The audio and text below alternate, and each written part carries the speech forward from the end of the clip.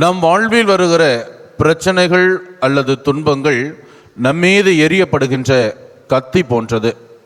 அந்த கத்தியினுடைய கைப்பிடியை நாம் சரியாக பிடித்தோம் என்றால் அது நமக்கு பயன் தரும்.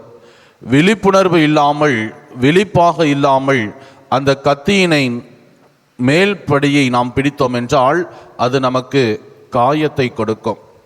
இன்றைய நாளினுடைய முதல் வாசகத்தின் எபிரேய திருமுகத்தினுடைய நூல் ஆசிரியர் நம் வாழ்வில் வரக்கூடிய துன்பங்கள் எல்லாம் இறைவனின், கடவுளின் அன்பின் வெளிப்பாடுகள் என்று அவர் குறிப்பிடுகிறார். அதாவது துன்பங்கள் அல்லது துன்பங்கள் வழியாக நாம் அனுபவிக்கிற அந்த நிலைகள் எல்லாம் கடவுளிடமிருந்து நம்மை பக்குவப்படுத்துவதற்காக, நம்மை உருவாக்குவதற்காக, நமக்கு கொடுப்பதற்காக இறைவனிடமிருந்து வருகின்றவையாக இருக்கின்றன.